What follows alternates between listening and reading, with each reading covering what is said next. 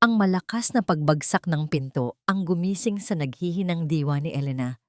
Kasunod niyon ay ang malamig na tunog ng pag-ikot ng susi sa seradura. Isang tunog na nagsasara, hindi lang ng pinto, kundi ng buong buhay niya.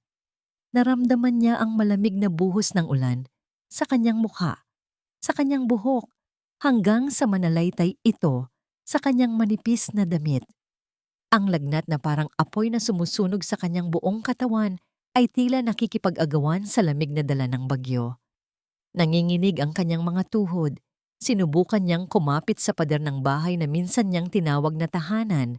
Ngunit maging ang semento ay tila tinataboy siya. Victor? Halos hindi niya marinig ang sariling bulong. Natatalo ng dagundong ng kulog at hagupit ng hangin. Bakit? Ilang oras lang ang nakalipas. Nakahiga siya sa kama. Yakap-yakap ang kumot habang nilalabanan ang panginginig. Dinalhan pa nga siya ni Bianca ng mainit na sabaw. Si Bianca, ang matalik niyang kaibigan. Ang itinuturing niyang kapatid. Inumin mo to, Elena, para lumakas ka. Sabi pa nito sa malambing na boses habang maingat na inilalapag ang mangkok sa tabi niya. Ngumiti pa siya rito. Isang ngiting puno ng pasasalamat. Ngayon, ang nangiting iyon ay napalitan ng pait. Ang init ng sabaw ay napalitan ng lamig ng pagtataksil. Dahan-dahan, pinilit niyang igalaw ang mga paa. Bawat hakbang ay parang may karayom na tumutusok sa kanyang talampakan. Hinang-hina siya. Ang tanging nagpapagalaw sa kanya ay ang pagnanais na silipin ang bintana ng kanilang kwarto. Ang kwartong saksi sa kanilang mga pangarap ni Victor. Nanginig ang kamay niya habang inaangat ito upang punasan ang hamog sa salamin ng bintana. At sa isang iglap, mas gugustuhin pa niyang mabulag kaysa makita ang tanawing nasa harap niya. Doon, sa ibabaw ng kama nila, sa ilalim ng kumot na dapat sana'y nagbibigay sa kanya ng init, ay nakahiga ang 2 taong pinagkatiwalaan niya ng buong puso. Si Victor, ang kanyang asawa, at si Bianca, ang kanyang matalik na kaibigan. Magkayakap, naghahalikan. Ang mga halakhak nila ay tila mga punyal na sabay-sabay tumatarak sa kanyang puso. Nakita mo ba ang itsura niya kanina, Victor? Narinig niyang sabi ni Bianca sa pagitan ng mga halik. Parang basang sisiw. Kawawang kawawa. Hayaan mo na ang pulubing iyon, sagot ni Victor, at lalo pang hinigpitan ng yakap sa baywang ni Bianca. Sa wakas, malaya na tayo. Atin na ang lahat ng ito. Atin na? Pag-uulit ni Bianca na may halong panunuya. Hindi ba dapat akin na? Ikaw ang may sabi na kapag nawala na si Elena, mapupunta na sa akin ang bahay na to. Oo na. Sa'yo na ang lahat, sabi ni Victor. Basta't sa akin ka. Hindi na kinaya ni Elena. Napasandal siya sa pader at dahan-dahang napaupo sa basang lupa. Ang bawat salitang narinig niya ay mas masakit pa kaysa sa sakit na dulot ng kanyang lagnat. Hindi lang pala siya ipinagpalit. Matagal na pala siyang pinaglalaruan. Isang bulag na taut-tauhan sa isang napakasamang dula. Ang sabaw na may kakaibang lasa kanina, ang mga gamot niyang laging nawawala. Ang paunti-unting panghihina ng kanyang katawan. Lahat ay nagkaroon ng kasagutan. Tumayo siya, ngunit hindi dahil sa lakas. Tumayo siya dahil sa galit. Isang galit na nagsimulang mag-alab at pumalit sa apoy ng kanyang lagnat. Naglakad siya palayo. Walang direksyon, walang patutunguhan. Ang bawat patak ng ulan na tumatama sa kanyang balat ay tila nagsasabing, wala kang kwenta, wala kang silbi. Ang bawat ihip ng hangin ay tila bumubulong. Mag-isa ka na lang, iniwan ka na ng lahat. Naramdaman niya ang unti-unting pag-init ng kanyang mga mata. Isang butil ng luha ang pumatak, ngunit agad din itong naglaho na halos sa walang katapusang agos ng ulan. Hindi niya alam kung gaano na siya kalayo o kung gaano katagal na siyang naglalakad. Ang tanging alam niya ay pagod na siya, pagod ng masaktan, pagod ng mabuhay. Tumigil siya sa gitna ng kalsada. Ang mga ilaw mula sa mga poste ay malabo na sa kanyang paningin. Nagsimulang umikot ang kanyang paligid. Bumibigat na ang kanyang mga talukap. Ang huli niyang nakita ay isang pares ng nakakasilaw na ilaw ng sasakyan na mabilis na papalapit sa kanya.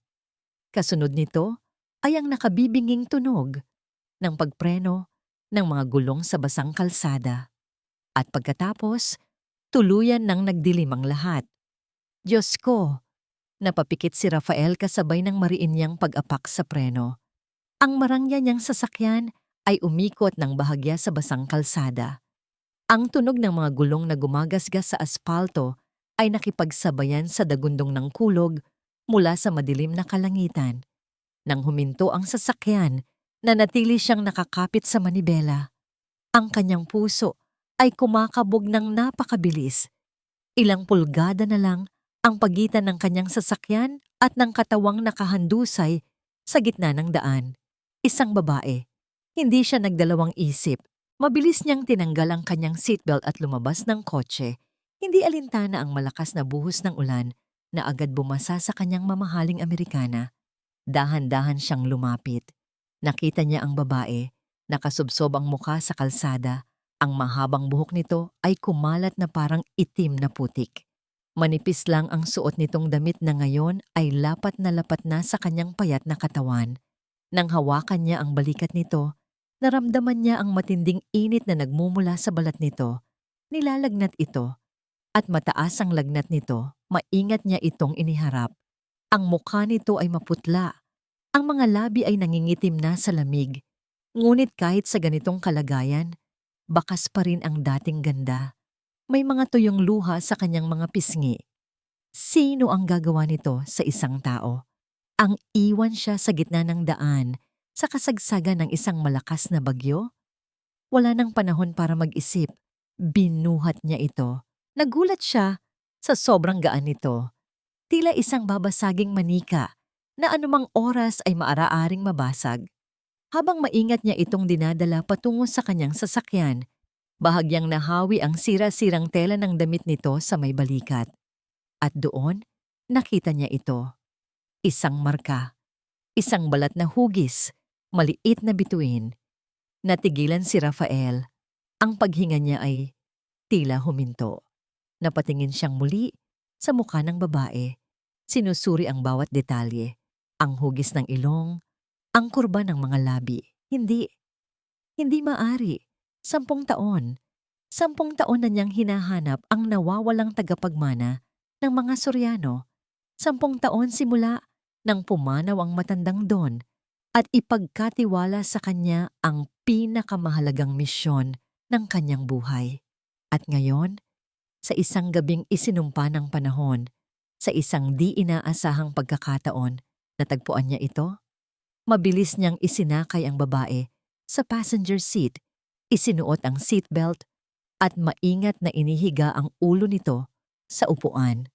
Mabilis siyang umikot pabalik sa driver's seat. Ang kaninang pag-aalala ay napalitan ng matinding kaba at pag-asa. Humaharurot niyang pinatakbo ang sasakyan patungo sa pinakamalapit na pribadong ospital. Habang nagmamaneho, paulit-ulit niyang sinusulyapan ang babae. Ang babaeng matagal na nilang itinuring na patay na. Ang babaeng nagtataglay ng susi sa isang napakalaking yaman at kapangyarihan. Pagdating sa ospital, agad itong inasikaso. Habang nasa emergency room ang babae, hindi mapakali si Rafael. Pabalik-balik siya sa paglalakad sa pasilyo. Kinuha niya ang kanyang cellphone at tinawagan ng isang numero. Attorney Diaz, sabi niya nang may sumagot sa kabilang linya. Ang boses niya ay mahinahon, ngunit may bigat. Gising ka pa ba? Para sa inyo, Sir Rafael, lagi akong gising. Anong maipaglilingkod ko? Huminga ng malalim si Rafael. I think I found her. Natahimik ang kabilang linya. Pagkaraan ng ilang sandali, nagsalita ang abogado. Halatang nabigla. Sir, Sigurado po ba kayo? Nakita ko ang marka. Sagot ni Rafael habang nakatingin sa pinto ng emergency room. Kailangan nating kumilos ng mabilis at maingat. Ihanda mo ang lahat. I need a confidential DNA test as soon as possible. Walang dapat makaalam nito. Naiintindihan mo? Masusunod, sir. Ako na ang bahala sa lahat. Pagkababa ng tawag, lumabas ang doktor. Sino po ba ang pasyente, sir? Kaibigan. Mabilis na sagot ni Rafael. Kamusta na siya, Doc? Stable na siya ngayon, pero malala ang kondisyon niya. High fever, severe dehydration, at malnutrition. May nakita rin kaming traces ng isang substance sa dugo niya. Hindi pa namin matukoy kung ano, pero tila matagal na itong naipon sa sistema niya. Para siyang dahan-dahang nilalason. Nagtiim ang bagang ni Rafael. Ang hinala niya ay nagkakaroon ng kumpirmasyon. Gawin niyo ang lahat para gumaling siya. Walang problema sa bayarin. Tumango ang doktor at umalis. Ilang oras pa ang lumipas bago inilipat si Elena sa isang private suite. Isang maluwag na kwartong may sariling sofa at bintanang tanaw ang syudad na unti-unti nang nagigising. Naupo si Rafael sa silya sa tabi ng kama. Pinagmasdan niya ang mahimbing na pagtulog ni Elena. Ngayong malinis na ito at napalitan na ng damit ng ospital, lalong lumitaw ang kanyang ganda. Ngunit sa ilalim niyon ay ang isang katawang pinagkaitan ng tamang pagkain at alaga. Sino ang may gawa nito sa kanya? At bakit? Biglang gumalaw ang mga daliri ni Elena. Dahan-dahan niyang iminulat ang kanyang mga mata. Sa una ay pagkalito ang makikita sa mga ito. Pagkatapos ay pagtataka nang makita siya. At bigla, ang pagtataka ay napalitan ng matinding takot. Sino ka? Nasaan ako? Bulong niya, ang boses ay paos. Sinubukan niyang bumangon, ngunit pinigilan siya ng sakit sa kanyang ulo at ng dextrose na nakakabit sa kanyang kamay. Huminahon ka, sabi ni Rafael sa pinakamahinahong boses na kaya niya. Ligtas ka dito, nasa ospital ka. Ospital? Nagbalik sa kanyang alaala ang lahat. Ang pagtataksil, ang pagpapalayas, ang sakit, ang ulan. Bigla siyang nagpumiglas. Hindi.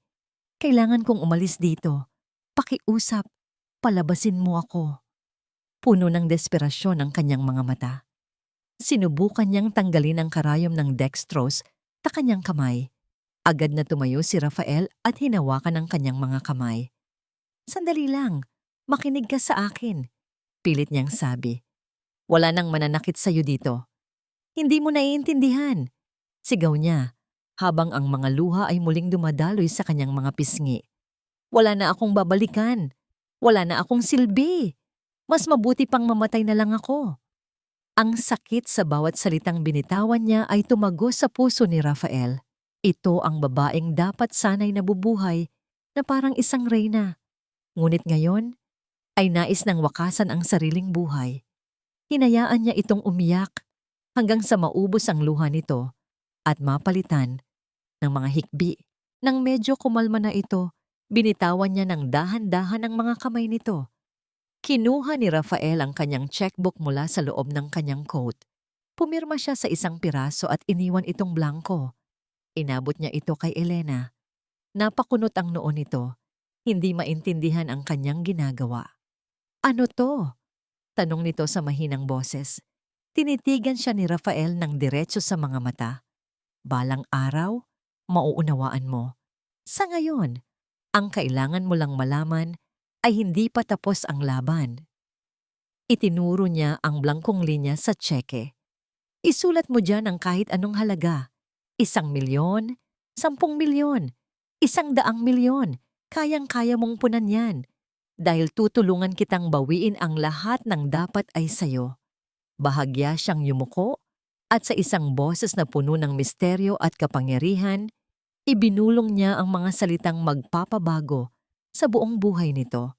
Tutulungan kitang kunin ang hustisya, binibining Elena Soriano. Paulit-ulit na umikot ang apelyidong yon sa isip ni Elena na parang isang sirang plaka. Hindi niya ito kilala. Hindi niya ito naririnig kahit minsan sa buong buhay niya. Nakatingin lang siya sa blangkong tseke na hawak ni Rafael pagkatapos ay sa seryosong mukha nito. Naisip niya, baka nababaliw na ang lalaking ito o baka naman siya ang nababaliw dahil sa tindi ng lagnat at sakit ng kalooban. Nagkakamali ka, mahinang sagot niya habang umiiling. Ang bawat galaw ng kanyang ulo ay nagdudulot ng kirot. Elena. Elena Reyes ang pangalan ko. Ang mga magulang ko ay simpleng magsasaka lang sa probinsya. Matagal na silang pumanaw. Hindi natinag si Rafael. Sa halip, kumuha ito ng isang brown envelope mula sa kanyang briefcase. Maingat niyang inilabas ang mga laman nito at ipinatong sa kama. Isang lumang litrato ng isang masayang mag-asawa, karga ang isang sanggol na may balat na hugis, bituin sa balikat, isang kopya ng birth certificate. Pangalan, Elena Soriano. Mga magulang, Ricardo Soriano Jr. at Amelia Reyes. Napatitig si Elena sa mga dokumento. Nanginginig ang kamay niyang hinawakan ng litrato.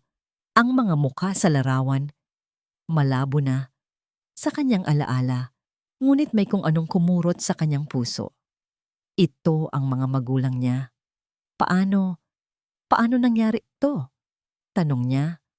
Ang boses ay basag. Umupo muli si Rafael. Ang kaninang misteryosong aura ay napalitan ng bakas ng lungkot. Ang lolo mo, si Don Ricardo Soriano, ang nag-iisang nagtatag ng Soriano Global. Mahigpit siyang tumutol sa pag-iibigan ng iyong mga magulang. Dahil dito, nagpa siya silang itakwil ang yaman at mamuhay ng simple sa probinsya. Kasama ka. Pero, ang sabi sa akin ng mga kumupkop sa akin na ulila ako sa isang aksidente. Iyon ang ipinaniwala sa lahat, pagpapatuloy ni Rafael. Nang pumanaw ang iyong mga magulang sa isang sunog, hindi natagpuan ang iyong katawan. Itinuring kang patay na rin, ngunit hindi tumigil sa pag-asa ang lolo mo. Hanggang sa huling hininga niya, ipinahanap ka niya sa akin. 10 taon, Elena. 10 taon kitang hinahanap.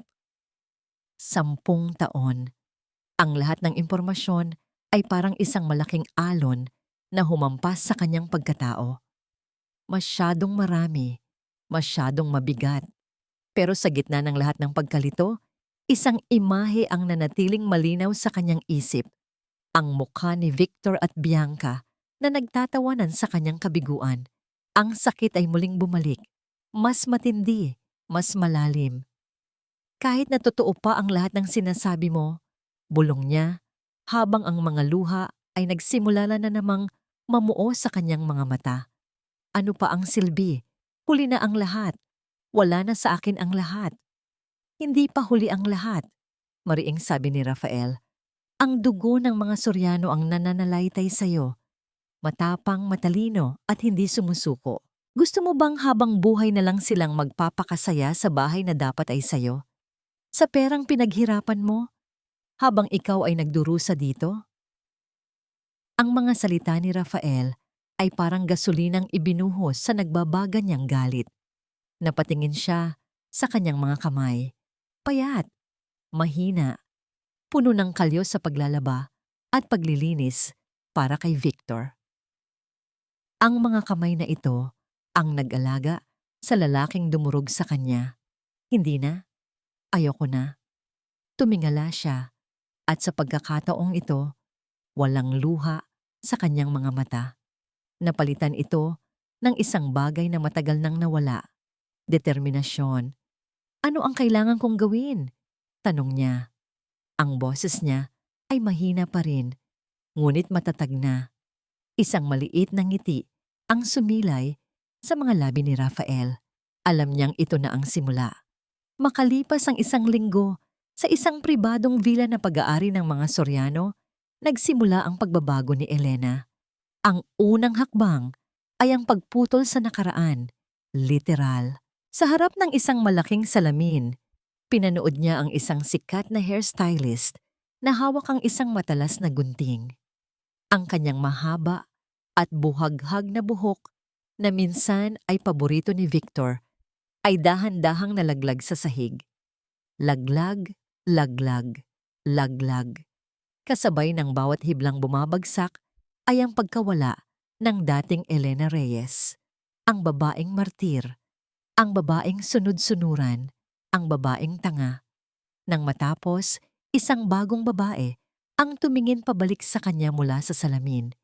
Isang babaeng may modernong bob cut na lalong nagbigay diin sa kanyang matangos na ilong at matapang na mga mata. Hindi na siya mukhang biktima.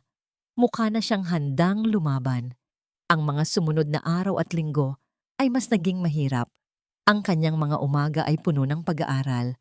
Mga libro tungkol sa business management, economics, at corporate law ang naging bago niyang mga kasama. Ang mga numerong dati wala siyang pakialam, assets, liabilities, profit margins, ngayon ay kailangan niyang sauluhin at intindihin. May mga gabing sumasakit ang ulo niya at gusto na niyang sumuko. Ngunit sa tuwing nararamdaman niya iyon, ipipikit lang niya ang kanyang mga mata at aalalahanin ang tawa ni Bianca at ang pagwawalang bahala ni Victor. At ang galit ay muling mag-aalab. Nagiging panggatong para magpatuloy siya. Laging nasa tabi niya si Rafael. Pasyente, pero mahigpit. Hindi sapat ang galit, Elena. Lagi niyang sinasabi. Kailangan mo ng talino. Ang tunay na paghihiganti ay hindi isinisigaw. Pinaplano ito. Isang gabi, habang nag-aaral sila ng kasaysayan ng Soriano Global, ikinuwento ni Rafael ang tungkol sa kanyang lolo. Mula sa wala, itinayo ni Don Ricardo ang kumpanya.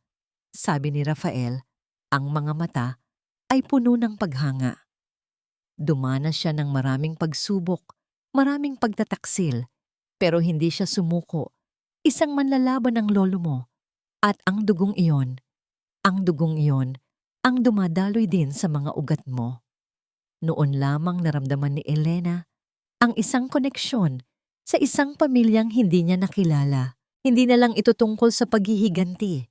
Ito ay tungkol na rin sa pagpapatuloy ng isang pamana. Isang buwan ang lumipas. Hindi na si Elena ang babaeng umiiyak sa gitna ng bagyo. Ang kanyang mga balikat ay mas tuwid na. Ang kanyang paglalakad ay may bigat at kumpiyansa. Ang kanyang pananalita ay kalmado ngunit may kapangyarihan. Isang hapon, pumasok si Rafael sa silid-aklatan kung saan siya nagbabasa. May dala itong isang invitation card na kulay ginto. Handa ka na ba? Tanong nito. Inilapag ni Elena ang librong hawak, isang financial statement ng kumpanya ni Victor. Napansin niyang unti-unti nang bumabagsak ang stocks nito. Ngumiti siya, isang malamig at matalim na ngiti. Kailan pa man, sagot niya. Ipinakita ni Rafael ang imbitasyon, isang charity auction para sa mga mayayaman at makapangyarihan sa syudad. Ipinadala na ito sa opisina ni Victor kaninang umaga, sabi ni Rafael. Ang nagpadala, isang anonymous donor mula sa Soriano Global. Kinuha ni Elena ang imbitasyon at pinagmasdan ito. Ito ang magiging unang pagkikita nila. Ang unang yugto ng kanyang pinakahihintay na laro. Simulan na natin ang laro, Rafael, sabi niya. Ang boses ay puno ng determinasyon na hindi pa niya narinig mula sa sarili niya kailanman. Soriano Global. Napangisi si Victor habang pinagmamasdan ang gintong selyo sa imbitasyon. Nakaupo siya sa sofa sa sala habang si Bianca naman ay abala sa pagsusukat ng bago nitong hikaw sa harap ng salamin. Ang bahay na dati amoy gamot at pagtitiis ay amoy na ngayon ng mamahaling pabango at tagumpay. Isipin mo, Victor, sabi ni Bianca, habang umiikot para ipakita ang kumikinang na alahas. Tayo, imbitado sa isang event na para lang sa mga pinakamayayaman sa bansa. Dati, pinapangarap ko lang to. Tumayo si Victor at niyakap ito mula sa likod. Hinalikan niya ang leeg nito. Hindi na to pangarap, mahal. Ito na ang buhay natin ngayon. Ang swerte ay nasa panig na natin, lalo na't wala na ang malas na babaeng yon. Natawa si Bianca, isang tawang puno ng pangungutya. Si Elena? Baka hanggang ngayon, basang sisiw pa rin ninyon sa kung saang kalsada. O baka naman, kinain na ng lupa. Hindi na sumagot si Victor. Ngunit sa isang sulok ng kanyang isip, paminsan-minsan ay bumabalik pa rin ang imahe ni Elena. Hindi dahil sa konsensya, kundi dahil sa isang kakaibang pakiramdam na hindi niya maipaliwanag. Iwinaksin niya ito. Siya ang gumawa ng sarili niyang swerte. Siya ang pumili ng tagumpay. Ang gabi ng charity auction ay dumating. Ang venue ay isang grand ballroom ng isang 5-star hotel. Ang mga naglalakihang chandelier ay tila mga bituin sa kalangitan. Ang bawat bisita ay nakasuot ng mga damit na sigaw ang presyo. Hawak kamay silang pumasok ni Bianca. Taas noo. Para kay Victor, ito ang patunay na nasa tama siya. Ang yaman at kapangyarihan ang pinakamahalaga sa lahat. Habang umiikot ang kanilang paningin, napako ang mga mata ni Victor sa isang lamesa sa gitna. Ang lamesang may nakasulat na reserved for Soriano Global. At doon, nakaupo ang isang babae na nakasuot ng isang napakagandang pulang bestida at isang itim na maskara na tumatakip sa itaas na bahagi ng kanyang mukha. Hindi niya makita ng buo ang mukha nito, ngunit ang tindig nito, ang paraan ng paghawak nito sa kopita ng wine, ang aura ng kapangyarihan na bumabalot dito, lahat ay nagsasabing hindi ito isang ordinaryong tao.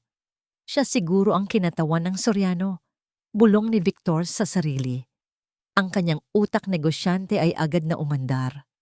Kung makukuha ko ang loob niya, kung makakakuha ako ng investment mula sa kanila, mas lalaki pa ang company natin. Sinubukan niyang lapitan ng lamesa, ngunit hinarang siya ng isang matangkad at seryosong lalaki, si Rafael. "Sorry sir, this table is private," sabi nito sa isang magalang ngunit matatag na boses. Napaatras si Victor, bahagyang napahiya. Bumalik siya sa tabi ni Bianca, na ngayon ay nakatingin din sa babaeng nakapula na may halong paghanga at inggit. Nagsimula na ang subastahan. Iba't ibang mamahaling gamit ang ipinakita. Ngunit isang bagay ang kumuha ng atensyon ni Bianca. Isang kwintas na diamante. "Victor, ang ganda," sabi nito. Ang mga mata ay kumikinang pa kaysa sa mga diamante. Ngumiti si Victor. Ito na ang pagkakataon niya para ipakita sa lahat kung sino na siya ngayon. "Akong bahala." Nagsimula ang bidding sa 1,000,000. Mabilis na tumaas ang presyo. 2,000,000, 3,000,000. Nang umabot sa 5,000,000, si Victor na lang at isa pang matandang negosyante ang naglalaban. 5,000,000! Sigaw ng auctioneer. Going once, going twice. 6,000,000! Buong pagmamalaking sigaw ni Victor, sabay kindat kay Bianca. Ngumiti ang matandang negosyante at umiling. Senyales na suko na ito. Akmang ipupupukpok na ng auctioneer ang kanyang maliit na martilyo ng isang kalmadong boses ang pumutol sa katahimikan. 10,000,000. Lahat ay napalingon sa lamesa ng Soriano Global. Ang babaeng nakapula, hindi man lang gumalaw. Tinaas lang nito ng bahagya ang kanyang kamay. Natigilan si Victor. 10,000,000? Para sa isang kwintas? 20,000,000, sabi ulit ng babae.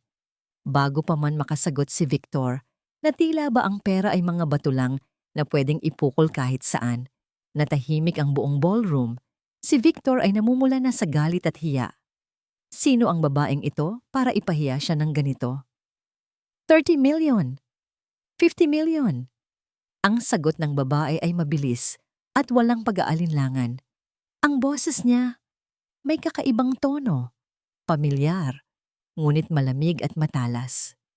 Napayuko si Victor, talo siya. At hindi lang siya natalo, pinagmukha siyang basura sa harap ng lahat. Nakita niya ang pagkadismaya sa mukha ni Bianca. Nang matapos ang event, mabilis na hinila ni Victor si Bianca palabas. Ang kanyang dibdib ay puno ng galit. Sino ba ang mayabang na babaeng yon? Habang naglalakad sila patungo sa parking lot, isang itim na luxury car ang huminto sa kanilang tabi. Dahan-dahang bumaba ang bintana sa likod. Nasilayan ni Victor ang kalahati ng isang mukha sa loob. Ang perpektong kurba ng panga, ang mapupulang labi na bahagyang nakangiti, at ang isang mata na tila tumutusok sa kanyang kaluluwa. Pamilyar. Sobrang pamilyar. Isang mukhang matagal na niyang ibinaon sa limot. Isang mukhang dapat sana ang pagkapahiya sa auction ay isang bangungot na ayaw iwanan si Bianca. Sa mga sumunod na araw, ang dating masayang tawa sa loob ng bahay ay napalitan ng nakabibinging katahimikan na binabasag lamang ng paminsan-minsang sigaw ni Victor sa kanyang cellphone. Anong ibig mong sabihin na nag-pull out sila? Narinig niyang sigaw ni Victor mula sa study room. Lahat sila? Sabay-sabay? Imposible. Nakatayo si Bianca sa labas ng pinto. Hawak ang isang tasa ng kape na para sana kay Victor.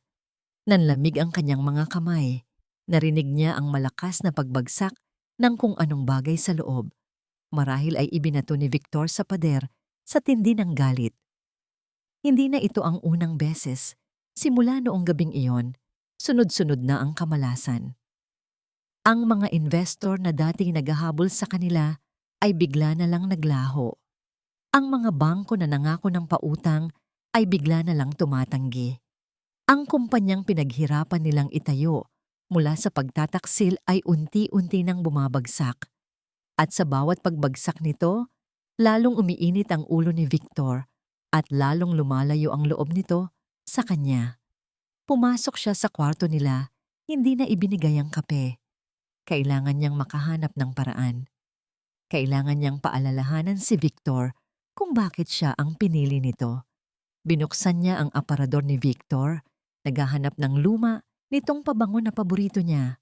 Ngunit sa ilalim ng mga nakatuping damit, may nakita siyang isang maliit na kahon.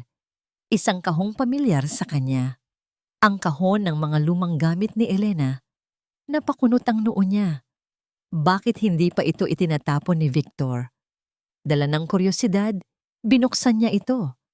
Mga lumang kwaderno, mga pinatuyong bulaklak, at sa ilalim ng lahat, isang bagay na nagpatigil sa kanyang paghinga. Isang litrato. Ang litrato ni Elena, noong masaya pa sila. Noong mga panahong tinatawag pa siya nitong matalik na kaibigan. Nakangiti si Elena sa litrato, isang ngangiting totoo at walang halong kaplastikan. At sa likod nito, may sulat kamay ni Victor. Ang tanging babaeng minahal ko at sinayang ko. Isang malakas na sampal. Iyon ang naramdaman ni Bianca. Mas masakit pa sa sampal ng totoong kamay. Hinawakan niya ang litrato at sa tindi ng kanyang galit, unti-unti niya itong nilukot. Kaya pala nag-iiba na ang pakikitungo nito sa kanya. Dahil sa bawat kamalasang dumarating, naaalala nito ang babaeng itinapon niya. Ang babaeng kanilang itinapon. Gabi. Hindi makatulog si Bianca. Katabi niya si Victor, ngunit pakiramdam niya ay milya-milya ang layo nito. Bumangon siya at pumunta sa kusina para uminom ng tubig. Biglang umilaw ang kanyang cellphone sa ibabaw ng mesa. Isang tawag. Blocked number. Kinabahan siya. Ngunit sinagot pa rin niya. Baka isa sa mga pinagkakautangan nila. Hello? Walang sumasagot sa kabilang linya. Tanging isang mahinang tunog ng paghinga ang kanyang naririnig. Isang paghingang malamig at nakakakilabot. Sino to? Ulit ni Bianca. Nanginginig na ang boses. Katahimikan. Pagkatapos, isang boses, binago. Halos parang boses ng isang robot, malamig at walang emosyon. Alam ko ang ginawa mo, Bianca. Napahawak ng mahigpit si Bianca sa gilid ng mesa. Ang kanyang puso ay nagsimulang tumibok ng sobrang bilis na parang gusto nang kumawala sa kanyang dibdib. Anong sinasabi mo? Ang sabaw, sabi ng boses. Naalala mo ba ang lasa ng sabaw na ibinigay mo kay Elena? Bumagsak ang cellphone mula sa kamay ni Bianca. Tumama ito sa sahig na may malakas na kalabog. Napasandal siya sa pader habang pinipilit habulin ang kanyang hininga. Imposible.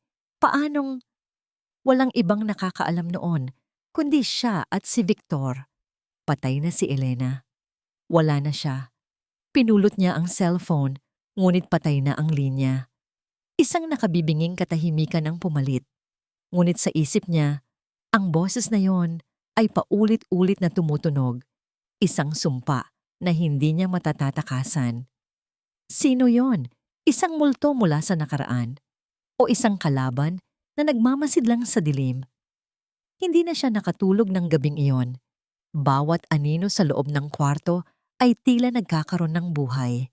Bawat ugong ng aircon ay parang isang bulong ng pagbabanta. Tumingin siya kay Victor na mahimbing na natutulog sa tabi niya. Pinagkakatiwalaan pa ba niya ito? O baka naman, kasama ring ito sa kung sino mang naglalaro sa kanya? Kinabukasan, sinubukan niyang kalimutan ang lahat. Isang masamang panaginip lang yon, sabi niya sa sarili. Isang masamang biro. Ngunit ang takot ay hindi basta-basta nawawala. Tanghali. Naghahanda siya ng pananghalian nang may kumatok sa pinto. Isang delivery man. May dala itong isang maliit na brown envelope. Walang pangalan ang nagpadala. Para po sa inyo, Ma'am Bianca, sabi ng lalaki at mabilis na umalis. Nanginginig ang kamay niyang isinara ang pinto. Dahan-dahan niyang pinunit ang sobre. Sa loob, may ilang piraso ng litrato. Nalaglag ang kanyang panga nang makita kung ano ang mga iyon. Mga litrato. Mga litrato niya kasama si Marco, ang dati niyang nobyo na paminsan-minsan ay kinikita pa rin niya sa likod ni Victor. Mga litratong kuha sa isang madilim na sulok ng isang restaurant. Isang litrato kung saan sila'y magkayakap. At ang pinakamatindi sa lahat, isang litratong malinaw na nagpapakita ng kanilang mga labi na magkadikit. Isang patagong halik. Sa ilalim ng mga litrato, may isang maliit na papel. Nakasulat dito sa eleganteng sulat kamay. Ang bawat sikreto ay may katapat na presyo. Maghintay ka lang. S. Sino si S? Napasabunot siya sa kanyang buhok. Ang isip ay gulong-gulo. Ito na ang katapusan niya. Kung makikita ito ni Victor sa init ng ulo nito ngayon, siguradong palalayasin siya nito. Siguradong babawiin nito ang lahat. Kailangan niyang itago ang mga ito. Kailangan niyang sunugin. Akmang tatakbo siya papunta sa kusina para sirain ang ebidensya nang biglang bumukas ang pinto ng kanilang kwarto. Si Victor. Nakatayo ito roon. Ang muka ay seryoso at pagod. Napansin nito ang gulat at pamumutla sa mukha ni Bianca. Pagkatapos, ang tingin nito ay bumaba sa mga litratong nanginginig niyang hawak. Bianca, sabi ni Victor. Ang boses ay mababa at mapanganib. Anong hawak mo? Ang gabi ay tahimik. Ngunit para kay Elena, ang katahimikan ay mas nakakabingi kaysa sa pinakamalakas na sigaw. Nakatayo siya sa ilalim ng isang malaking puno ng akasya. Sa tapat ng bahay na dati niyang tahanan, ang bawat bintana ay madilim. Isang palatandaan na walang tao sa loob. Ito ang pagkakataon niya. Sigurado ka ba rito, Elena? Tanong ni Rafael sa pamamagitan ng isang maliit na earpiece. Nanonood ito mula sa isang sasakyan sa di kalayuan. Huminga ng malalim si Elena. May isang bagay sa loob na kailangan kong makita, Rafael. Isang bagay na matagal nang gumugulo sa isip ko. Sa tulong ng impormasyong nakuha ni Rafael mula sa isang matandang karpintero, nalaman ni Elena ang tungkol sa isang sikretong pinagawa ni Bianca sa ilalim ng sahig ng kanyang dating kwarto. Ilang taon na ang nakalipas. Isang maliit na taguan na hindi alam kahit ni Victor. Gamit ang isang susi na matagal na niyang itinago. Dahan-dahan at walang ingay niyang binuksan ang pinto sa likod. Ang amoy ng bahay ay pamilyar, ngunit may halong kakaiba. Ang murang pabango ni Bianca na tila kumapit na sa bawat sulok. Naramdaman niya ang isang matinding pagkasuklam. Dumiretso siya sa dati nilang kwarto. Ang lahat ay iba na. Ang mga kurtina, ang ayos ng mga gamit. Lahat ay pinalitan na para burahin ang anumang alaala niya. Lumuhod siya sa tabi ng kama, sa eksaktong lugar na itinuro sa kanya ni Rafael. Kinapa niya ang sahig na gawa sa kahoy. At doon, nahanap niya ito. Isang tabla na bahagyang nakaangat. Maingat niya itong itinaas.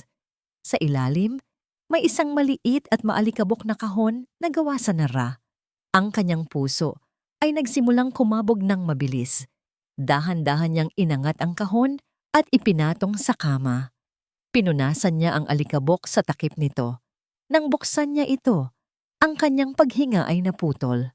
Sa loob, naroon ang mga bagay na akala niya ay habang buhay nang nawala. Isang kupas na litrato ng kanyang mga magulang, nakangiti habang karga siya bilang isang sanggol. Isang maliit na laruang kabayo na gawa sa kahoy, ang paborito niya noong bata pa siya. At sa ilalim ng lahat, isang tumpok ng mga liham. Ang mga sobre ay lumana at naninilaw. Nanginginig ang kamay niyang kinuha ang isa. Ang sulat kamay ay pamilyar. Ang sulat kamay ng kanyang ina. Nanginginig ang kamay niyang kinuha ang isa sa mga sobre. Dahan-dahan niyang binuklat ang papel sa loob, na tila ba isang sagradong bagay na maaring madurog anumang oras. Ang tinta ay medyo kumupas na, ngunit ang bawat salita ay malinaw pa rin. Mahal naming Elena, ang panimula pa lang ay sapat na para magsimulang mamasa ang kanyang mga mata. Anak, kamusta ka na? Sana ay nasa mabuti kang kalagayan. Huwag kang mag-alala sa amin ng tatay mo. Araw-araw naming ipinagdarasal ang kaligtasan mo. Nagpadala kami ng kaunting pera sa address ni Bianca. Sana ay natanggap mo. Pambili mo man lang ng bagong damit. Huwag mong pababayaan ang sarili mo, anak. Mahal na mahal ka namin. Sa ilalim, may petsa. Isang petsa na naganap 1 taon. Matapos sabihin sa kanya ni Bianca na naulila na siya sa isang aksidente sa bus, isang matinding sampal sa kanyang kaluluwa. Mas masakit kaysa sa sampal na pisikal. Kumuha siya ng isa pang liham at isa pa at isa pa. Ang mga mensahe ay halos magkakatulad. Anak, bakit hindi ka sumasagot sa aming mga sulat? Nakarating ba sa iyo ang mga pinadala namin? Sabi ni Bianca, ayaw mo raw kaming makita. Galit ka raw sa amin. Totoo ba yun, anak? Patawarin mo kami kung nagkulang kami. Ang bawat salita ay isang punyal na paulit-ulit tumatarak sa kanyang puso. Ang bawat tanong ay isang patunay ng isang napakalaking kasinungalingan. Hindi siya inabandona. Siya ay nilinlang. Binuksan niya ang pinakahuling sulat. Ang sulat kamay ay nanginginig na, halatang isinulat ng isang taong may sakit. Elena, anak, may sakit ang tatay mo. Kailangan niya ng operasyon. Kung mababasa mo man ito, pakiusap, umuwi ka. Gusto ka lang naming makita sa huling pagkakataon. At doon, tuluyang gumuho ang mundo ni Elena. Napapahawak siya sa kanyang bibig para pigilan ang isang malakas na hikbi na gustong kumawala. Napaupo siya sa sahig, yakap-yakap ang mga liham na tila ba yun na lang ang natitirang koneksyon niya sa mundong ninakaw sa kanya. Hindi siya naulila. Pinagkaitan siya. Pinagkaitan siya ng pagkakataong makasama ang kanyang mga magulang. Pinagkaitan siya ng pagkakataong alagaan sila. Pinagkaitan siya ng pagkakataong magpaalam. Lahat dahil kay Bianca, ang kaibigan niya, ang kapatid niya, ang ahas na matagal niyang inalagaan sa kanyang tabi. Ang galit na nararamdaman niya para kay Victor ay parang isang patak lang ng tubig kumpara sa karagatan ng puot na nararamdaman niya ngayon para kay Bianca. Hindi niya namalayan ang paglipas ng oras. Ang tanging naririnig niya ay ang malakas na kabog ng sarili niyang dibdib at ang mga hikbing pilit niyang pinipigilan. Hanggang sa may narinig siyang isang tunog. Ang tunog ng isang sasakyan na huminto sa tapat ng bahay. Ang liwanag ng headlight nito ay tumama sa bintana. Panandali ang nagliwanag sa madilim na kwarto. Napatayo si Elena. Ang puso niya'y tila umakyat sa kanyang lalamunan. Si Victor. Umuwi na ito. Mabilis niyang isinilid pabalik ang mga liham at litrato sa kahon. Kailangan niyang makaalis. Ngayon na. Dala-dala ang kahon, dahan-dahan siyang lumabas ng kwarto, gumagapang sa dilim ng sala. Malapit na siya sa pinto sa likod nang marinig niya ang tunog ng pagpihit ng susi sa pinto sa harapan. Huli na ang lahat. Natigilan siya sa gitna ng sala. Napako sa kanyang kinatatayuan. Ang tanging pag-asa niya ay ang kadiliman. Bumukas ang pinto. Pumasok si Victor. Isinara ito ng may kalabog. Halata sa bawat galaw nito ang inis at pagod. Hindi nito binuksan ang ilaw. Tanging ang liwanag mula sa buwan sa labas ang nagbibigay ng kaunting aninag sa loob. Huminto si Victor. Tila may naramdaman siyang kakaiba. Isang presensya. Sino iyan? Tanong nito. Ang boses ay mababa at puno ng pagbabanta. Hindi sumagot si Elena. Hindi siya humihinga. Isang hakbang. Dalawang hakbang. Papalapit si Victor. Bigla. May narinig si Elena na isang tunog na nagpanindig sa lahat ng balahibo niya. Ang tunog ng metal na kinakasa. Isang baril. Sa dilim, nakita niya ang anino ni Victor na nagtaas ng kamay. Hawak nito ang isang bagay na kumislap ng bahagya sa liwanag ng buwan. Isang baril. Kasunod niyon ay ang isang maliit ngunit nakakakilabot na tunog ng pagkasa nito. Sa sandaling iyon, ang lahat ng takot ni Elena ay biglang naglaho. Napalitan ito ng isang malamig at matigas na galit. Ang mga luhang kanina'y nagbabadyang tumulo ay tila nagyelo sa loob ng kanyang mga mata.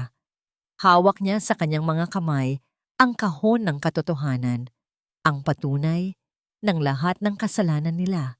Hindi siya mamamatay dito, hindi sa ganitong paraan. Sino ka? Muling sigaw ni Victor. Ang boses ay nanginginig na sa pagitan ng galit at kaba. Magsalita ka kung ayaw mong pasabugin ko ang ulo mo. Hindi pa rin kumibo si Elena. Isang hakbang pa ang ginawa ni Victor. At isa pa, bigla, umalingaw-ngaw sa buong kabahayan ng isang malakas na tunog. Ang tunog ng switch ng ilaw, isang nakakasilaw na liwanag, ang biglang bumalot sa buong sala. Napapikit si Victor sa biglaang pagbabago. Nang imulat niyang muli ang kanyang mga mata, ang baril na hawak niya ay nanginig. Ang kanyang panga ay unti-unting bumagsak. Ang kanyang mukha ay napuno ng ekspresyong hindi maipinta. Isang halo ng gulat, pagkalito, at matinding takot. Tila nakakita siya ng isang multo. Doon, nakatayo sa gitna ng sala, ay ang babaeng akala niya ay matagal nang nilamon ng lupa. Ang babaeng itinapon niya sa gitna ng bagyo. Ngunit hindi na ito ang Elena na kilala niya. Ang babaeng nasa harap niya ngayon ay nakatayo ng tuwid. Ang mga balikat ay matatag. Ang buhok nito ay maiksi at elegante. Ang suot nitong damit ay simple, ngunit mamahalin. At ang mga mata nitong dati puno ng pagmamahal at pag-unawa, ay puno na ngayon ng isang malamig na apoy na tila kayang-kayang sunugin ang kanyang buong pagkatao. Elena? Halos hindi makapaniwalang bulong ni Victor. Isang malamig na ngiti ang sumilay sa mga labi ni Elena. Isang ngangiting hindi umabot sa kanyang mga mata. Nagulat ka ba, Victor? Sabi niya. Ang boses niya ay kalmado, ngunit ang bawat salita ay may talim. Akala mo ba, hindi na ako babalik? Hindi makapagsalita si Victor. Ang tanging nagawa niya ay itutok ng mas mahigpit ang baril kay Elena. Paano ka nabuhay? Sino ang kasama mo? Ang hustisya, simpleng sagot ni Elena. Bumalik ako para kunin ang dapat ay sa akin. Lahat. Wala kang makukuha. Sigaw ni Victor, ang takot ay napapalitan na ng galit. Pulubi ka lang. Akin ang lahat ng ito. Akin. Itinaas niya ang baril direktang nakatutok sa noo ni Elena. Umalis ka. Kung ayaw mong dito na magwakas ang maswerte mong buhay. Ngunit bago pa man niya maituloy ang kanyang pagbabanta, isang malakas na kamay ang biglang humawak sa kanyang pulsuhan. Isang bakal na pagkakahawak na hindi niya kayang pigilan. Sa isang mabilis na kilos, ipinilipit nito ang kanyang braso at natanggal ang baril sa kanyang kamay. Isang matangkad na lalaki ang tumayo sa pagitan nila ni Elena. Tila isang pader na hindi kayang gibain. Si Rafael. Sa tingin ko, tapos na ang laro mo, Mr. Reyes, sabi ni Rafael. Ang boses ay mahinahon, ngunit may bigat ng awtoridad. Gulat na napatingin si Victor kay Rafael, pagkatapos ay kay Elena. Sino ka? At sino ang lalaking to, Elena? Ito ba? Ito ba ang pinalit mo sa akin, isang kabit? Tumawa si Elena, isang tawang walang saya, puno ng awa at pangungutya. Hindi mo pa rin naiintindihan, Victor, sabi niya, habang dahan-dahang lumalapit. Hindi mo kailanman naintindihan, hindi ka isang hari sa palasyong ito. Isa ka lang magnanakaw na nakatira sa bahay ng reyna. Napatingin si Victor sa kahon na hawak ni Elena. Pagkatapos ay sa mga mata nitong nag-aalab. Ang lahat ng kumpiyansa niya ay biglang naglaho, napalitan ng isang malamig na takot na gumapang sa kanyang buong katawan. May mali. May isang napakalaking bagay siyang hindi alam. At sa gabing iyon, sa loob ng bahay na ninakaw niya, naramdaman ni Victor sa kauna-unahang pagkakataon na ang swerteng matagal niyang iningatan ay tuluyan ng naubos. Ang tensyon sa loob ng sala ay halos hiniwa ng kutsilyo. Si Victor, na ngayon ay hawak ni Rafael, ay tila isang mabangis na hayop na nakulong sa isang hawla. Ang kanyang mga mata ay galit na nagpapalipat-lipat ng tingin mula kay Elena patungo kay Rafael. Bitiwan mo ako! Sigaw niya, nagpupumiglas sa pagkakahawak ni Rafael. Wala kayong karapatang pumasok sa bahay ko. Bahay mo? Ang tanong ni Elena ay simple, ngunit puno ng bigat. Dahan-dahan niyang ipinatong ang kahon ng mga liham sa ibabaw ng center table. Bawat galaw niya ay kalmado at may layunin. Kailan pa naging sayo ang isang bagay na ninakaw mo lang, Victor? Napatawa ng mapakla si Victor. Ninakaw? Ako? Nagtatrabaho ako para sa lahat ng ito, habang ikaw, pabigat ka lang. Isang sakiting babae na walang ibang ginawa, kundi umasa sa akin. Umasa sa'yo? Pag-uulit ni Elena, at sa unang pagkakataon, isang bakas ng galit ang gumuhit sa kanyang mukha. O umasa sa perang ipinapadala ng mga magulang ko? Mga perang hindi mo kailanman sinabi sa akin. Mga perang ginamit mo para itayo ang maliit mong kumpanya?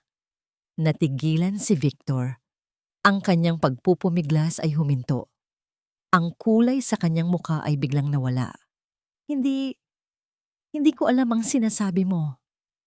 Talaga? Tanong ni Elena. Sabay kuha ng isang sobre mula sa kahon at iwinagayway ito sa harap niya. Hindi mo alam ang tungkol sa mga sulat na ito? Na itinago ng matalik kong kaibigan na si Bianca sa ilalim mismo ng sahig ng pamamahay na ito?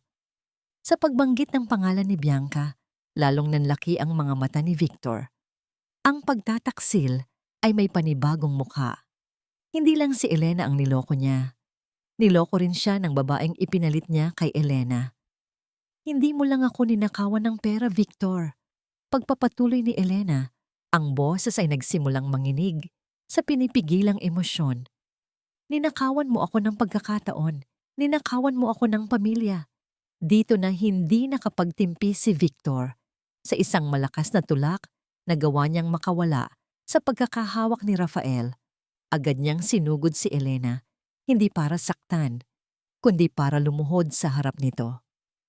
Elena, patawarin mo ako, sabi niya, habang hinahawakan ang laylayan ng damit nito. Ang dating kayabangan ay napalitan ng desperadong pagsusumamo. Hindi ko alam. Maniwala ka. Hindi ko alam ang tungkol sa mga sulat. Si Bianca. Si Bianca ang may kasalanan ng lahat. Tiningnan siya ni Elena mula sa itaas. Ang kanyang mga mata ay walang emosyon na parang tumitingin sa isang basahan. Ngayon, si Bianca na ang may kasalanan. Hindi ba't magkasama kayo sa lahat ng plano? Sa paglalagay ng kung ano sa pagkain ko para lagi akong mahina? Sa pagtatapon sa akin sa labas na parang basura? Umiling-iling si Victor. Ang mga luha ay nagsimula nang mamuo sa kanyang mga mata. Lasing lang ako noon, Elena. Nagkamali ako. Pero mahal pa rin kita. Ikaw ang mahal ko. Nang makita kitang muli sa auction, nang malaman kong mayaman ka na, doon ko naintindihan. Ikaw talaga ang para sa akin. Patawarin mo ako. Mahal ko. Babalikan kita. Iiwanan ko si Bianca para sa'yo. Ang mga salitang iyon na dapat sana'y magpapakilig sa kahit sinong babae ay nagdulot lamang ng matinding pagkasuklam kay Elena. Isang malakas na sampal ang dumapo sa pisngi ni Victor. Ang tunog nito ay umalingaw-ngaw sa buong sala. "Huwag na huwag mo akong tatawaging mahal," sabi ni Elena. Ang boses ay malamig na parang yelo. "Hindi mo ako mahal, Victor. Ang mahal mo ay ang pera ko, ang kapangyarihan na maibibigay ng apelyido ko." Hinila niya ang kanyang damit mula sa pagkakahawak nito. "At huli na ang lahat para sa pagsisisi mo." Tumayo siya ng tuwid. Tumingin kay Rafael. "Tapusin na natin to." Tumango si Rafael at kinuha ang kanyang cellphone. Isang tawag lang. Bigla, bumukas ang pinto sa harapan. Pumasok si Bianca. Ang kanyang mukha ay puno ng takot. Hawak niya ang isang piraso ng papel. Sinundan niya si Victor dito. Dala ang balitang akala niya ay magliligtas sa kanilang relasyon. Ngunit ang una niyang nakita ay si Elena. Buhay, nakatayo, at mukhang isang reyna. Nabitawan ni Bianca ang hawak niyang papel. Nanlaki ang kanyang mga mata sa gulat. Elena?" "Hello, Bianca." Bati ni Elena, na may matamis ngunit nakakakilabot ng ngiti. "Namiss mo ba ako, kaibigan?" Hindi alam ni Bianca ang gagawin. Napatingin siya kay Victor na ngayon ay nakaluhod sa sahig. Pagkatapos ay kay Elena na nakatayo na parang isang hukom. "Victor, anong nangyayari dito?" tanong niya. Ang boses ay nanginginig. "Hayop ka!" sigaw ni Victor. Sabay tayo at duro kay Bianca. "Ikaw ang may kasalanan ng lahat ng ito. Ikaw ang nagtago ng mga sulat. Niloko mo kaming lahat." Sa gitna ng kaguluhan, isang bagay ang nagpakalma kay Bianca. Ang kanyang alas, ang kanyang huling baraha. "Hindi, Victor, makinig ka," sabi niya, habang hinahawakan ang kanyang tiyan. "Hindi mo ako pwedeng iwan. Hindi mo kami pwedeng iwan." Tumingin siya kay Elena. Isang mapanuksong na ngiti ang gumuhit sa kanyang mga labi. "Buntis ako, Elena. Buntis ako sa anak ni Victor.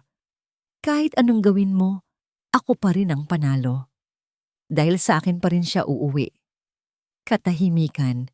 Inaasahan ni Bianca na makikita niya ang pagkagulat o pagkatalo sa mukha ni Elena.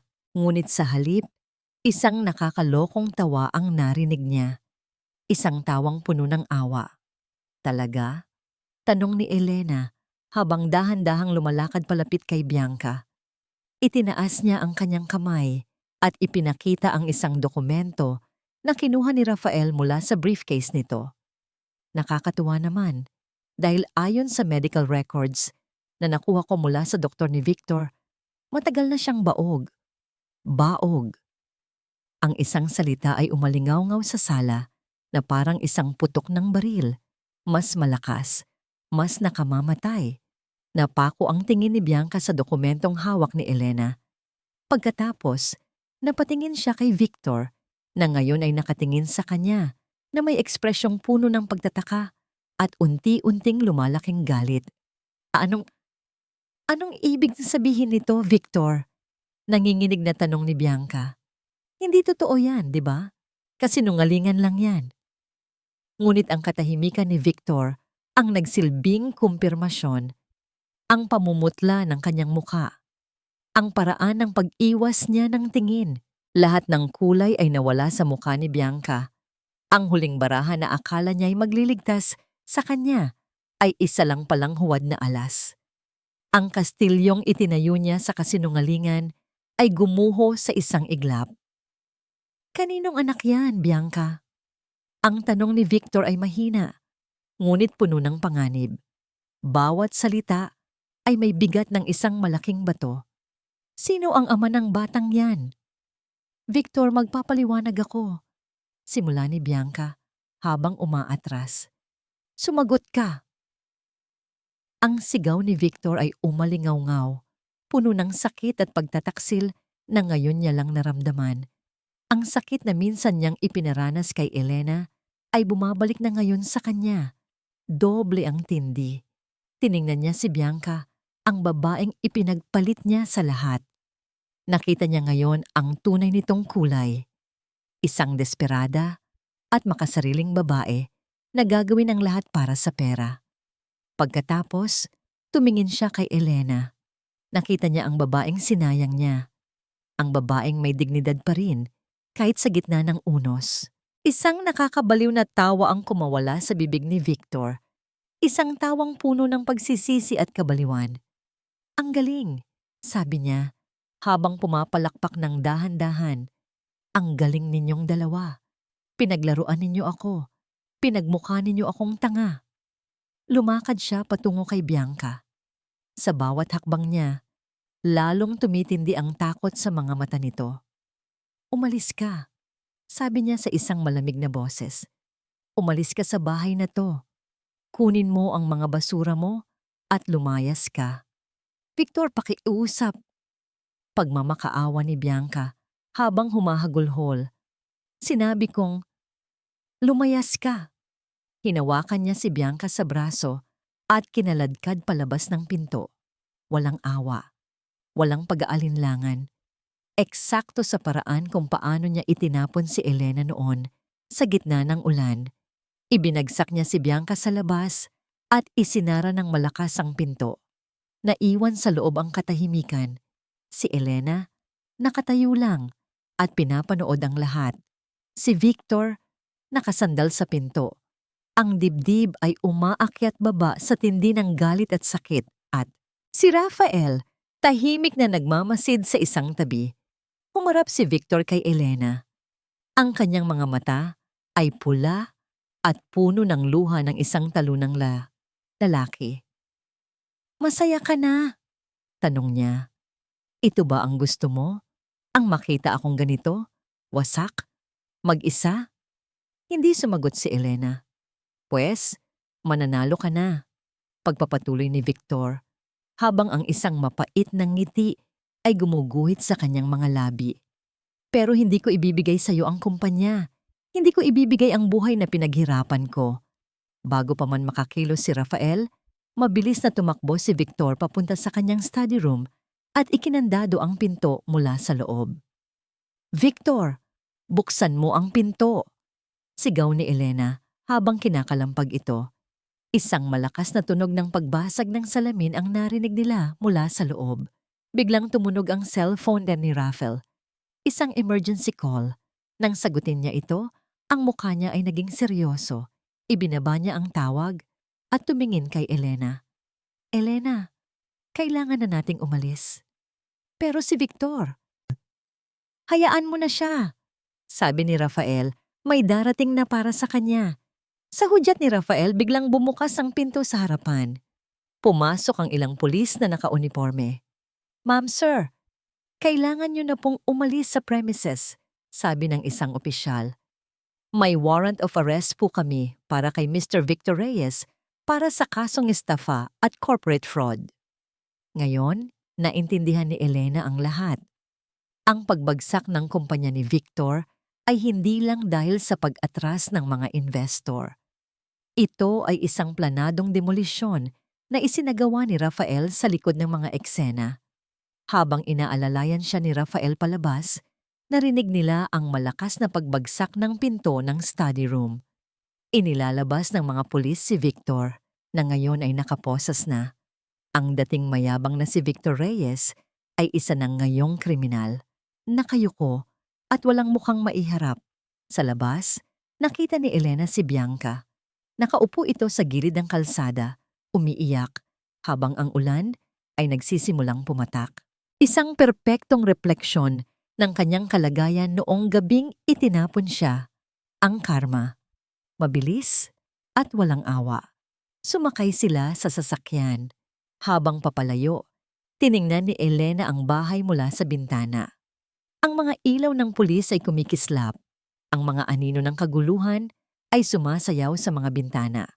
Nanalo na siya. Ito na ang katapusan ng kanyang paghihiganti. Ngunit habang pinagmamasdan niya ang eksena, isang kakaibang pakiramdam ang lumukob sa kanya. Hindi ito kaligayahan, hindi rin ito kasiyahan. Ito ay isang pakiramdam ng kawalan. Napatingin siya sa kanyang refleksyon sa bintana. Ang babaeng nakatingin pabalik sa kanya ay mayaman na, makapangyarihan na. Pero masaya ba siya? Ang tanong na yon ay nanatiling nakabitin sa hangin, kasabay ng unti-unting paglaho ng bahay sa kanilang likuran. Isang buwan ang lumipas simula ng gabing iyon. Ang balita tungkol sa pagbagsak ni Victor Reyes at ng kanyang kumpanya ay naging laman ng bawat business section ng mga pahayagan. Ang mga detalye ng kanyang pandaraya, kasama na ang kwento ng kanyang pag-aresto, ay naging usap-usapan. Ngunit walang sino man ang nakakaalam sa buong katotohanan.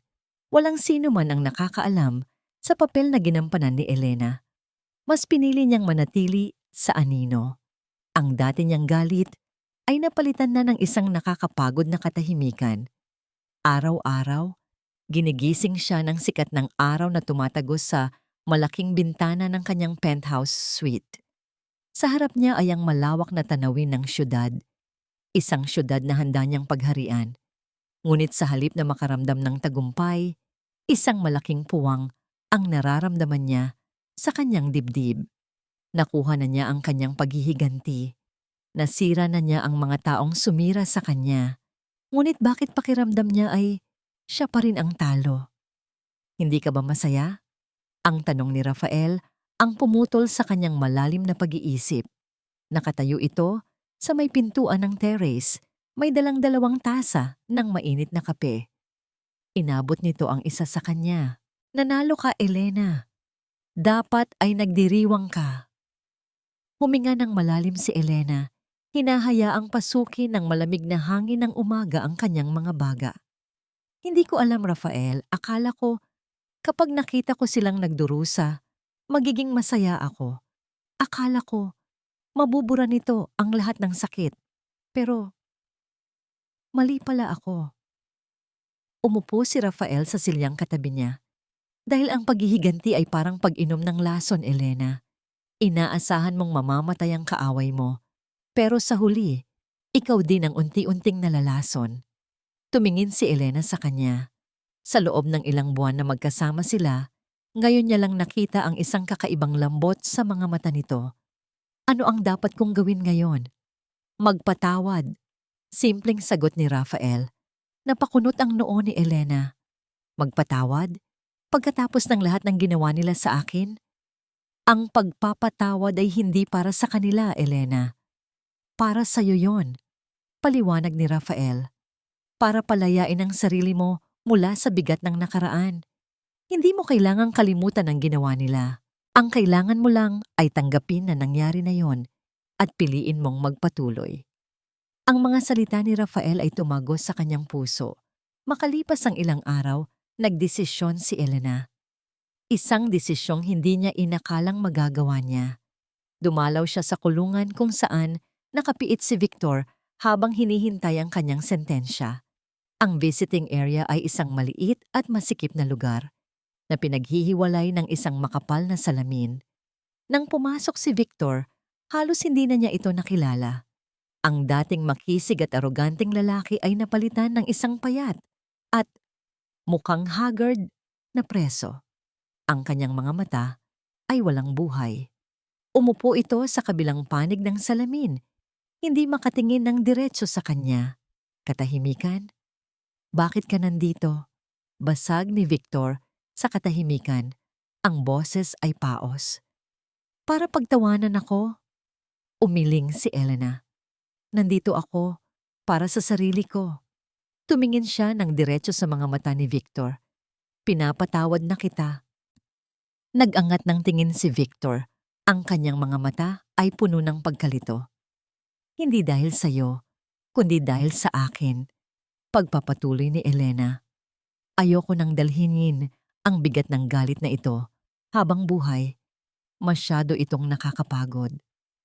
Hahayaan ko nang ang batas ang humusga sa'yo.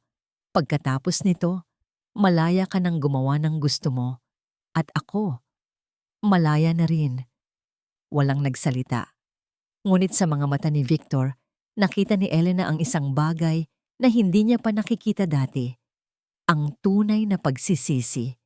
Isang butil ng luha ang pumatak mula sa mata nito. Tumayo na si Elena. Paalam, Victor. Habang naglalakad siya palayo, naramdaman niya ang isang kakaibang gaan. Tila isang malaking kadena na matagal nang nakapulupot sa kanyang puso, ang bigla na lang nalagot. Paglabas niya ng kulungan, naghihintay sa kanya si Rafael nakasandal sa kotse. Nginitian niya ito. Isang ngangiting totoo, isang ngangiting malaya.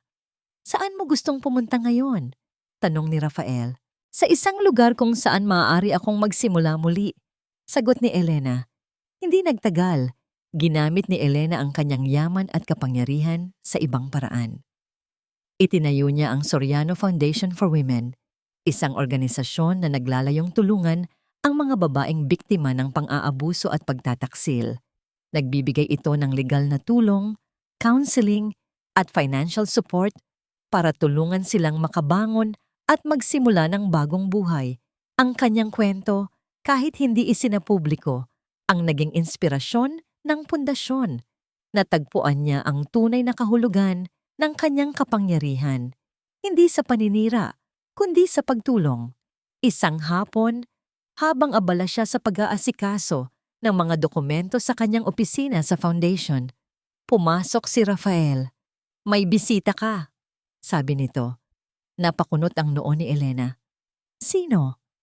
Ngumiti lang si Rafael at binuksan ng mas malaki ang pinto. Pumasok ang isang babae, payat, nakasuot ng simpleng damit.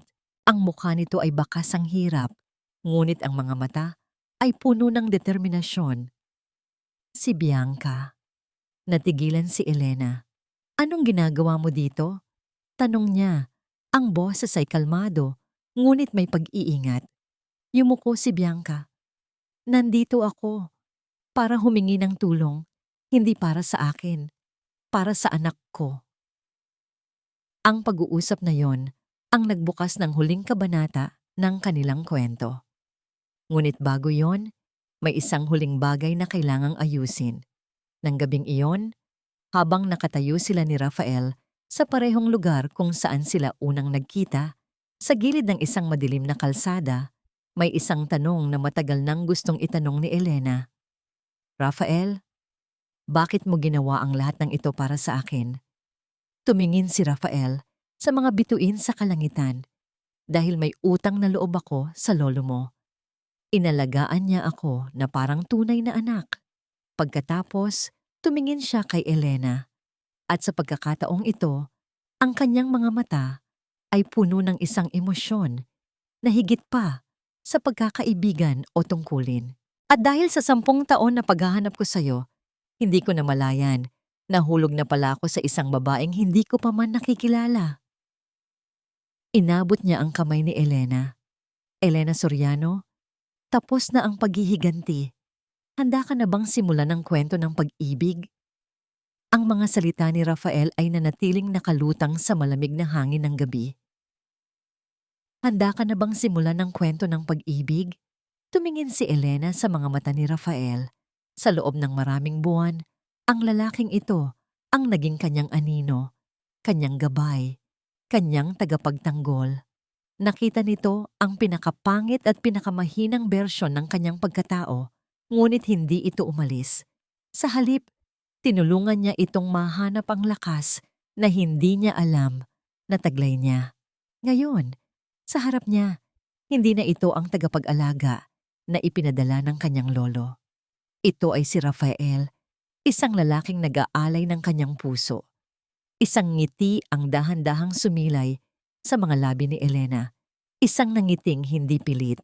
Isang nangiting nagmumula sa isang pusong nagsisimula ng maghilom. Hindi niya kailangan ng tagapagligtas. Ang kailangan niya ay isang kasama, isang karamay sa bagong kabanata ng kanyang buhay. At sa pagkakataong ito, sumagot siya, "Handa na ako." Makalipas ang isang taon, sa isang pribadong hardin na napapalibutan ng mga puting rosas at tanawang karagatan, isang bagong simula ang naganap. Ang kasal ay simple, ngunit elegante.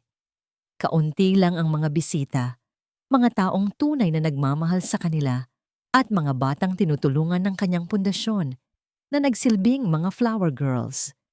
Naglakad si Elena sa aisle, suot ang isang simpleng puting bestida.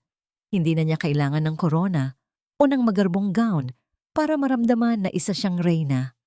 Ang kanyang lakas ay wala na sa kanyang yaman o apelyido. Ito ay nasa kanyang pagkatao. Sa dulo ng aisle, naghihintay si Rafael. Ang mga mata nito ay kumikinang, puno ng pagmamahal at paghanga na hindi kayang itago. Nang magkaharap na sila, hinawakan nito ang kanyang mga kamay. "Ipinapangako ko, Elena," bulong ni Rafael, sapat lang para marinig niya. "Hindi ako magiging iyong bayani dahil kaya mo nang iligtas ang iyong sarili. Sa halip, ipinapangako kong magiging iyong kasama sa bawat unos at sa bawat bahaghari." Isang luha ang pumatak mula sa mga mata ni Elena. Ngunit hindi na ito luha ng sakit, kundi luha ng purong kaligayahan. "At ipinapangako ko, Rafael," sagot niya, "na magiging iyong kanlungan, ang iyong pahinga. Dahil sa'yo, natutunan kong muling magtiwala at magmahal." Ang kanilang mga pangako ay sinelyuhan ng isang halik na naguhugas sa lahat ng pait ng nakaraan at nagbubukas sa isang matamis na kinabukasan. Sa reception, habang masayang nagkakantahan ng mga bata, sandaling lumayo si Elena. Pumasok siya sa loob ng rest house at humarap sa isang malaking salamin. Pinagmasdan niya ang sariling refleksyon. Ang babaeng nakatingin pabalik sa kanya ay hindi na ang babaeng basang sisiw sa gitna ng bagyo. Hindi na rin ito ang babaeng puno ng galit na naghahanap ng paghihiganti. Ang babae sa salamin ay isang babaeng buo. May mga peklat, oo, ngunit ang mga peklat na yon ang nagsisilbing paalala ng kanyang katatagan. Ang kanyang mga mata ay hindi na nagpapakita ng takot, kundi ng kapayapaan at karunungan. Naalala niya ang huling pag-uusap nila ni Bianca. Tinulungan ng kanyang foundation ang anak nito na maoperahan sa puso. Hindi na sila muling nagkita, ngunit sapat na yon para tuluyan ng isara ang pinto ng nakaraan. Ang pagpapatawad, ang huling susi na nagpalaya sa kanya. "Everything okay?" Nakita niya sa refleksyon ang paglapit ni Rafael. Niyakap siya nito mula sa likod at ipinatong ang baba nito sa kanyang balikat. Ngumiti si Elena at hinawakan ang mga kamay nito na nakayakap sa kanya. "Oo," sagot niya. Ang boses ay puno ng katiyakan. "Everything is perfect." Lumabas sila sa terrace kung saan tanaw nila ang papalubog na araw. Ang kulay kahel na liwanag nito ay tila isang mainit na yakap mula sa kalangitan, isang pangako ng mas magagandang umaga na darating. Hindi na niya tinanong ang sarili kung masaya ba siya, dahil alam na niya ang sagot. Ang tunay na yaman ay hindi ang pera sa bangko o ang pangalan na iyong dinadala. Ang tunay na yaman ay ang pagrespeto sa sarili, ang kakayahang bumangon mula sa pagkadapa, at ang pagpiling magmahal sa kabila ng sakit. At sa gabing iyon, habang nakayakap sa lalaking tunay na nagmamahal sa kanya, naramdaman ni Elena ang isang kumpletong kapayapaan. Ang bagyo ay tapos na. Ngayong siya na ang kapitan ng sarili niyang barko, handa na siyang harapin ang anumang alon ng buhay.